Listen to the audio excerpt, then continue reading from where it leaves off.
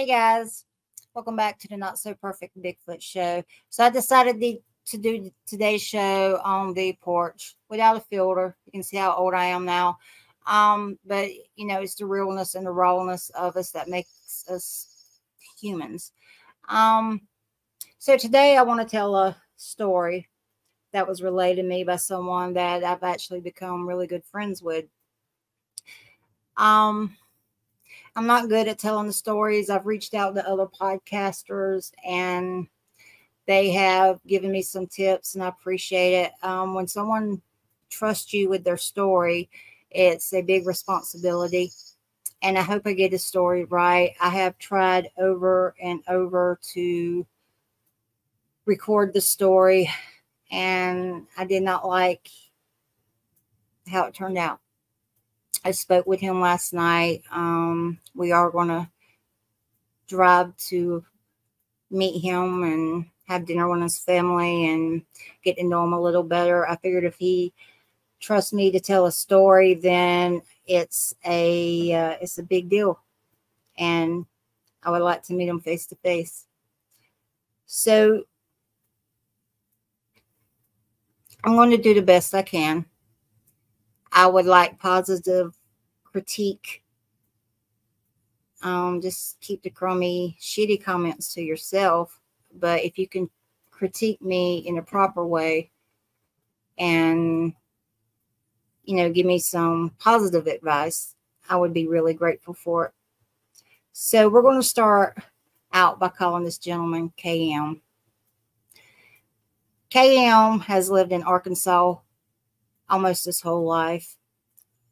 8 years old, his father put him in a tree stand with a man-made ladder with a long gun. And since 8 years old, he's been in the woods hunting, and he has hunted everything in the woods. Bobcats, bear, deer, feral pigs, you name it, he's hunted it. He's never been scared of the woods. So nothing has ever intimidated him. He's always gone out with confidence, and he's a man's man, if you can put it that way. He briefly went into the military for several years. And I say briefly, but he went to the military, did his time, served his country. He actually was a boxer in the military, and it was a good way for him to let off some of his steam. And I really like that about him. I mean, the story was incredible, but just the rawness of the human being and what they enjoy like is also what I like to focus on. And I really like the fact that he got out, joined the military, served our country, and while he was doing it, he was a boxer. Well, he comes home, he settles down back home in Arkansas, marries a very beautiful wife, and she's Cherokee, and they have had a very wonderful life together. They live off the land mostly. They do harvest animals for food. They also go in the mountains and they look for mushrooms, edible mushrooms. So his story was very intense. And when he told me about it, there was no way I will be able to convey what he felt when he encountered this Bigfoot. As he was telling me,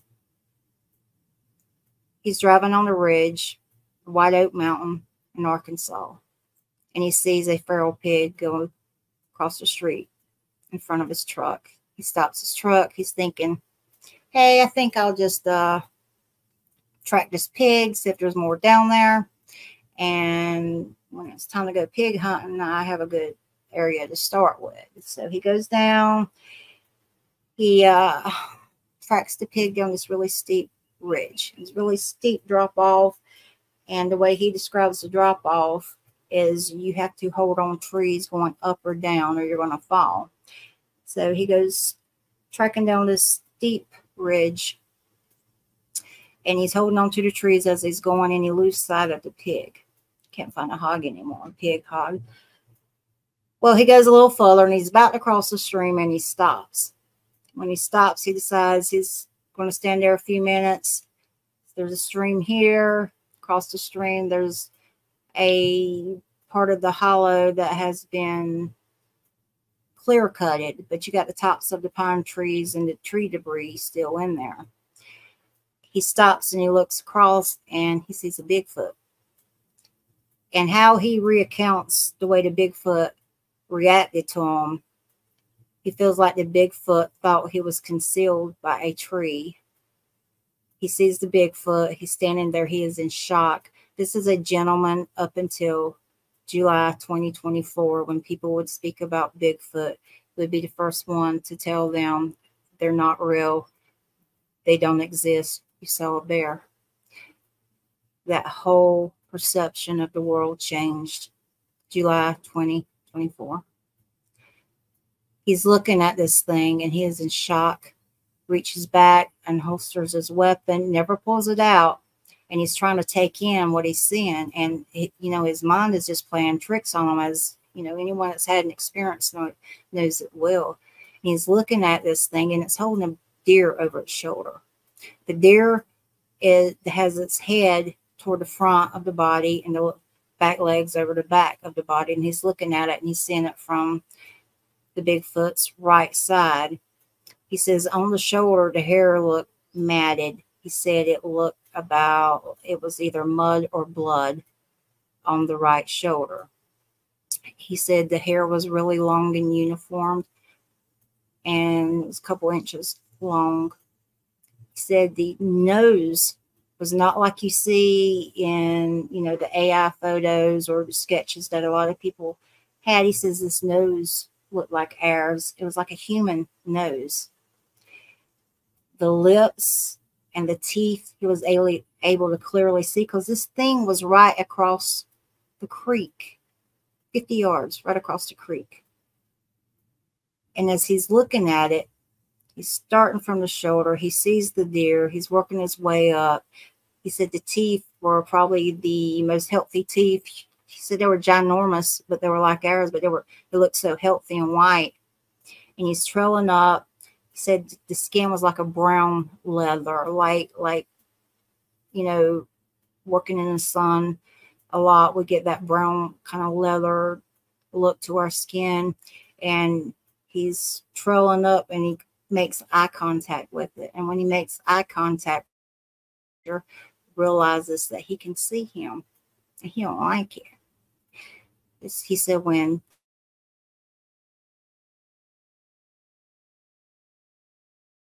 I'm sorry, I had to freeze, guys. He said when this creature seen him, it rolled its lip up, and that's when he got a really good look at the teeth. The eyes were what really bothered KM. The eyes were like of the eyes that were red and bloodshot. And he said they were so bloodshot, they were almost red, and it said it looked at him. And it was a very menacing look that he saw coming from this creature. He said the creature then pushed off the tree, turned around, went down the ridge line, cleared all of the tree brush like a gazelle, and went straight back up the other side of the ridge line. And he said there was no way a person in a suit could clear 500 yards in 15 seconds. He said it went over the tops of trees that had been left on the ground after they had been cleared, ran through a cleared lot where you still have the tree debris on them, and went straight up the other side of the ridge with the deer still on the shoulder with no effort. It was just effortlessly. He said the color of this creature, the way he can describe it, would be like the chest of an elk. He said that that's the only way he can describe the color. And it just was a very brown kind of between almost what a deer would look like when it's starting to shed its coat between summer and winter. He said the thing about the deer, it was holding the deer over its shoulder, and it had the front legs, holding the front legs, and the head draped across the shoulder. And he said as he was watching this Bigfoot watch him, he said the deer's head was bashed in. He said it was flat as a pancake. He'd never seen anything like it. This guy has been in the woods his whole life. He's taken animals out. Sometimes he takes them out behind the ear if you don't want to track them, to have a, just a drop. So they'll drop and easy to track. He said what bothered him, other than the head being just totally pancaked, he said there was no eyeballs, no brains hanging out over the deer's skull, and no blood. Think about that. This thing, more than likely, killed this deer, possibly licked the blood, brains, and ate the eyeballs out of it. And that really stuck with them, and it really bothered them. And when you think about it, you think about these things killing a deer, smashing the head, eating the brains, licking the blood off, eating the eyeballs, while it's still a fresh kill, before it throws it over its shoulder and it starts to go back to the area it wants to consume the deer. Kind of gives me a lot of insight. It's very interesting. He was really in shock. He didn't know how to process it. His whole world changed at that point. Had a really hard time dealing with it. He don't remember going back up the ridge. He don't remember getting back in his truck, but he remembers locking the truck and having to drive home. When he got home, he didn't tell his wife about it. For about 2 days, he couldn't sleep. And when he did sleep, he had nightmares. He would get flashes of this image in his mind on what he saw. It's like flashcards just constantly going off in your head. And it made him question everything that he knew about the world. He told his wife. She supports him, but his wife brought up some really good things that happened in the area. About a month before this happened, probably about 3 miles from his house by road, probably be about 1.5 miles by the way the crow flies.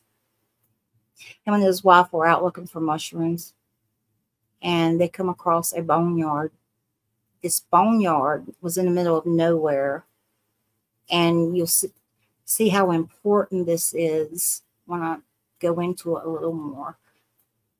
Bones can be drugged from anywhere and put anywhere, but these bones were kind of different. There were old bones, new bones, coyote bones, feral hog bones, possum bones, deer bones, and what appeared to be a calf bones. There are no calves anywhere near there within walking distance. And for a calf to get in that area, it would be almost impossible.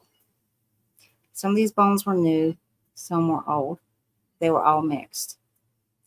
His wife told him, "Honey, I'm getting a bad feeling. I want to leave." And he respected his wife enough, and they left.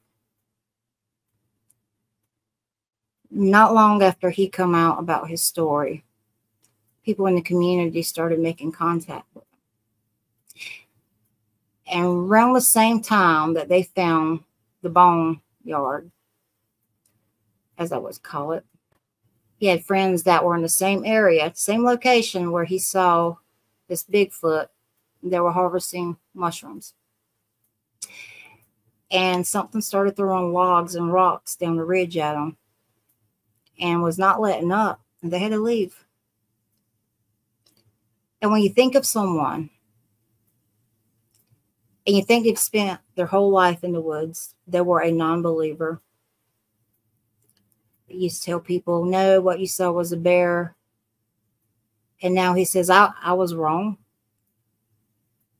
He come out with his story, and he was pretty much met with the same thing that he used to give people. But over a while, the great part about that is people in the community actually started making contact with them and telling him their stories.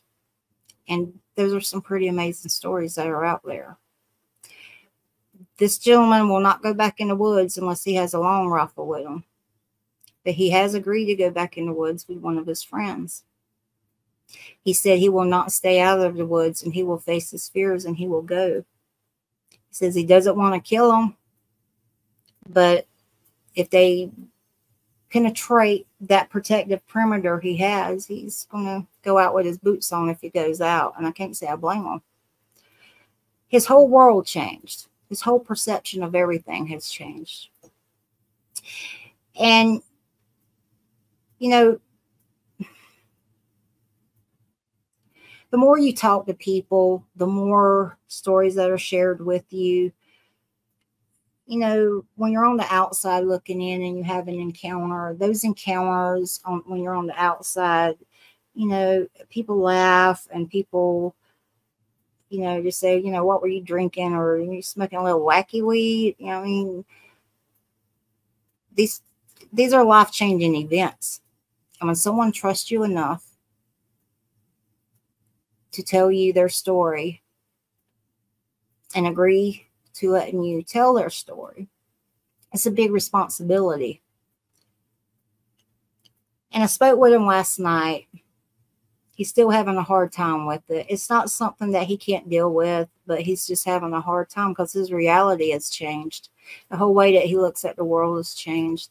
The whole way that he looks at going into an environment that he spent his whole life in has changed.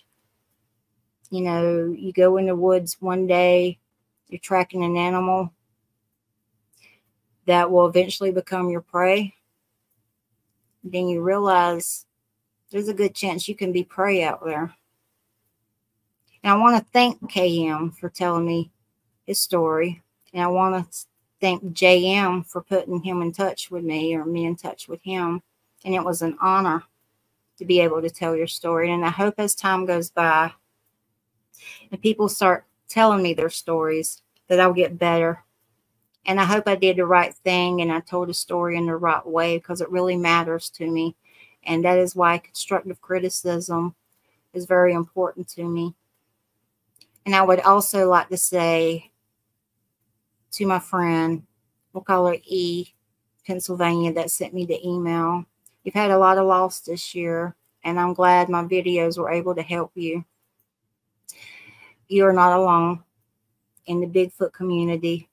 You meet a lot of good people and a lot of good friends, and you're never alone. And thank you for sharing what you've gone through in the last year. And thank you for letting me know that I can keep you company sometime. With that said, I hope you guys enjoy KM's story. Thank you, John and Misty in Pennsylvania. Thank you.